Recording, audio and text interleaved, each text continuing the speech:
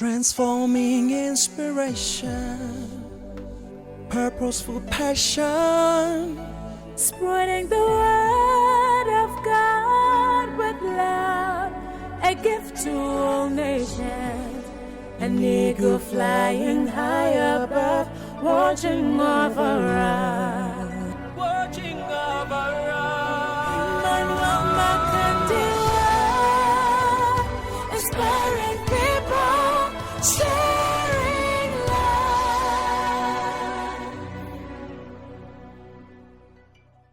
There's a better part of you inside of you. Your good part is very strong. That's why when you say something wrong, you can regret. Who is regretting is the better part of you, who has something better to say, but he doesn't have an opportunity. Why is it that yourself sometimes you feel bad? You wonder how you say certain things. How could I have said that? How can that word be found inside of you? It means you are keeping it in. You haven't put it off. Put it off. Let the old person die. It depends now on which one you host the most. Would you give access to your platform, access to your mouth, access to your mind? Would you allow to speak through you? Is it the God in you or the devil in you? Chapter 35 of the book of Genesis, and verse number 2.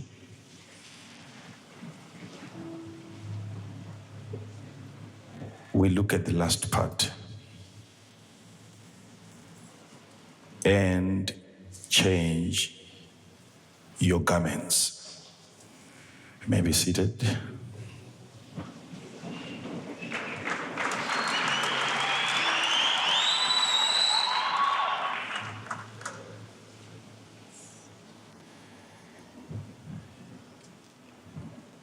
It's very short, but it's a very important part when it comes to staying above. You don't want to be above today and then you fall tomorrow. You want God to elevate you, and you want to stay above, and you want to remain on top. There is a way you can go about it. And Jacob, in this case, I know there are 6 things that are required. The last one, which is sacrifices, of course, if you go to the next verse, which we are not going to deal with here because we have dealt with it separately. Those are also requirements. But in this case, Jacob, after he had asked his family to be clean, he went further into deeper detail, and he says that you need to remove what you are wearing and put on something new. In preparation for the presence of God, we want to return to Bethel, where I've seen the presence of God, where I've had an encounter with the God of Israel, with my God. And I would want us to get ready for that. And he's saying, you need to change your garments, your raiments. Change it. It's a very critical part in your Christian walk with God, to get to that place at some point where garments are changed. A garment speaks of a covering. A garment also speaks of protection.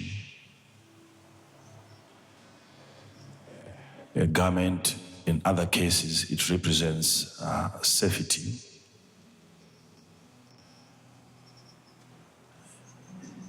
And in certain instances, also a garment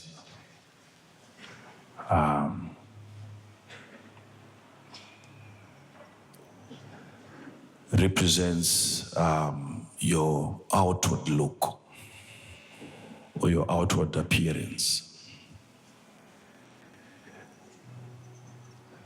It took me time to realize the importance of changing your garments. It took me years. It took me a very, very long period of time to realize that when you're walking with God, you're fellowshipping with God, you're getting to know God better. There comes a point in time where what you used to put on has to be removed and you put on something new that qualifies you for the current experiences that you're having with God. So garments are supposed to be changed. You remember when Elijah was about to be taken, he left a jacket. And all we talk about is how he handed over the jacket to Elisha, which was the mantle that fell when Elijah was being lifted. And Elisha took it. And the thing that happens there is that Elisha, when he picked the jacket that fell from the body of Elijah, in 2 Kings chapter number 2 and verse number 12, he had to rent his garments that were on him. That was the first thing that he did. He removed what he was putting on. And then he inherited this new attire that had just fallen from the sky. So garments are not supposed to overlap. You have to surrender a certain lifestyle before you can inherit a new lifestyle. There is an old you which is stopping the new you. There is a part of you that is better than the part that you see.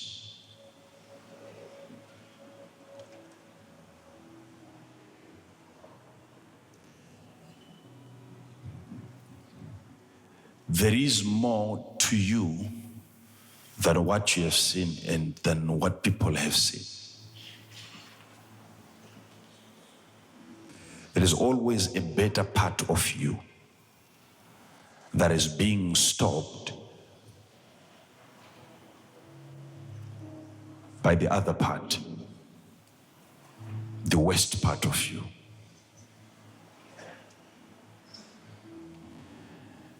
The Bible teaches us that in the book of Colossians chapter number 3 verse number 9 that we need to put off the old man in order for us to put on the new man. These two cannot also overlap. You need to surrender the old man and then put on the new man. When it comes to garments as well, you need to put off the old garment before you can put on the new garment. Serving God requires that you present yourself before the Lord well. How you present yourself before God matters. There is a certain regalia that is not expected in the presence of God. There are certain garments, certain materials, certain attires that are forbidden in the presence of God in Bethel. Otherwise, why would Jacob ask his family members to change their garments if every attire is acceptable in Bethel in the presence of God? So there are certain personalities that we need to learn to put off. that are on us that we use as a covering. And yet these are certain characteristics that are not required in the presence of God. You know, when Adam sinned in the garden, there is an attire that he lost. The Bible says that they realized that they were naked and they were now ashamed. Meaning that before, it's either they were naked and not ashamed, now they are naked and ashamed, or they were putting on something which I believe was the glory of God, which was covering them, which immediately left when they sinned, and now they were exposed. Meaning that there is a garment that you lose when you commit sin. You lose the glory of God. You lose the presence of God. You feel condemned. You feel down. You feel discouraged. You might have noticed that there are days when you know that I'm not saying, of course, it's self-righteous, but you know that you have gone for a very long time without committing sin. You avoid every appearance of sin. Anything that you think is wrong, you avoid it. In those days, during those days, you feel much closer to God. You pray, you believe that He is hearing you. You fast, you feel there's a change. You don't struggle to enter into the presence of God. You are already in the presence of God because of the absence of sin. Now, and then you commit sin, there is something that you lose. You lose confidence, which means it was a jacket that you were putting on and you lost it by committing sin. Sin uncovers you. Sin takes away your protection. You don't commit sin and feel safe. No. You commit sin, you feel like every little wind can blow you away. When you commit sin, you don't need the devil himself to fight you. You need yourself to fight yourself. You need little things in life to bring you down. Sin. Sin.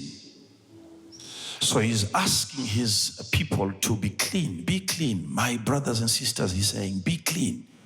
We are about to go back to Bethel, into the presence of the Most High God. But I'm asking you to be clean, to be clean, to be clean. Take away all the strange gods. And now, I would want you now to change your garments. You know, when I was growing up, I used to have friends. Not when I was very, very, very young, no, at a certain stage. Now I had friends that I really thought were spiritual, because I developed this desire of always wanting to have an experience with God. It became like an obsession. That's the thing that I would just ask God for, His presence. I fell in love with the presence of God more than with anything else. And that's what I would pray for, fast for, and spend hours just believing God for His presence. And during that time, you know, when you're pursuing something, you get to get hooked with certain individuals that are also pursuing the same goals. And I had friends during those days. And these are guys that I thought were more spiritual than myself. And I would even ask God to help me become like them, because I thought they were spiritual, because I didn't have a proper definition of spirituality. I thought they were spiritual simply because they could pray every time, speak in tongues. Even as we are walking in the road, they would just be speaking in tongues. When they greet each other, they would greet each other in tongues. So I really liked that. I said, this guy, because I couldn't do that. But I said, I like this. These guys are very, very spiritual. God, please help me. If I can be like this guy, he's spiritual. He's spiritual. If it was him coming here today to minister, he would have spoken in tongues, rolled on the floor, and he would say, oh my God, I like that. So I had a very, very wrong template placed before me. And I wanted to become like that. I just didn't realize that that wasn't me. And that wasn't God on him. That was just him. It was him. And all of my friends, I've lost them. They have backslidden. They no longer have the same experiences. They can't speak in tongues anymore. I don't even know if they are still around. What really took them from the presence of God, from their pursuits? There was an old garment that they could not put off, which finally destroyed them. I thought that maybe spiritual maturity had to do with maybe acting like you're in the spirit every time. And I would say, this man is spiritually mature. He's mature, he's mature, he's mature. I didn't know that it was maturity. Spiritual maturity was far from that. Now I've grown up, I've gone through experiences, and now I know what spiritual maturity is. It's not really about what you say when you pray, and even how you pray. It is how you face situations in life. How you react to people.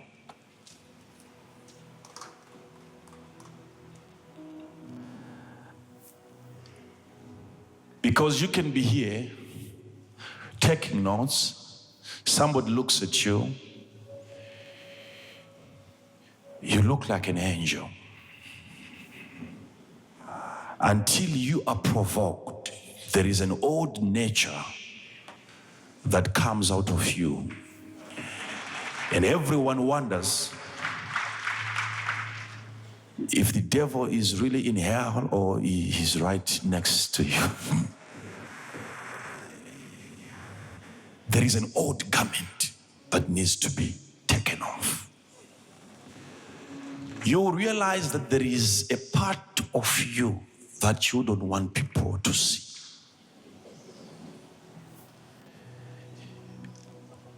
Everything that you try to do now is just a cover-up. There is an old garment that you haven't put off, which is still there inside of you, on you, which normally manifests in certain situations.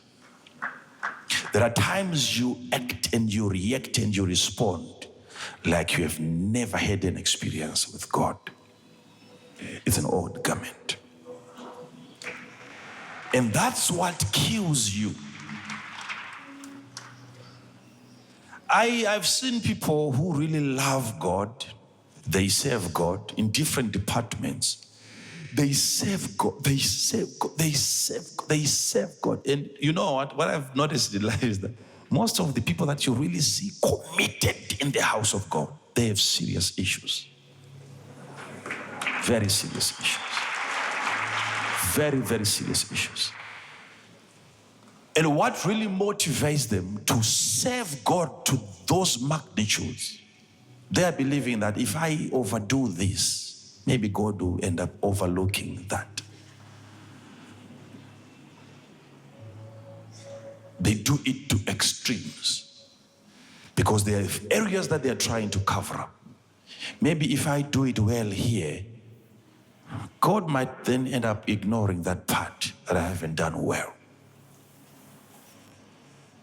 There is a garment that needs to be removed before you can have a permanent experience with God. An old garment. People come to church, they start serving God before removing the old man. The old person has to be removed. If you claim that you have removed him, we have people in this church who are going to test you to see whether you have really removed the old person. Yes. There are people like that in this ministry. They will never go to heaven. They're just here to test and to verify whether you are serious. That's their mission. If once they've done that, they've done their part. They've just come to do that. Verify you. Are you serious about serving God in this ministry? They will test you. They will check you out. They will find you out. So those are the people that will approach you from a certain direction that requires the old man to manifest.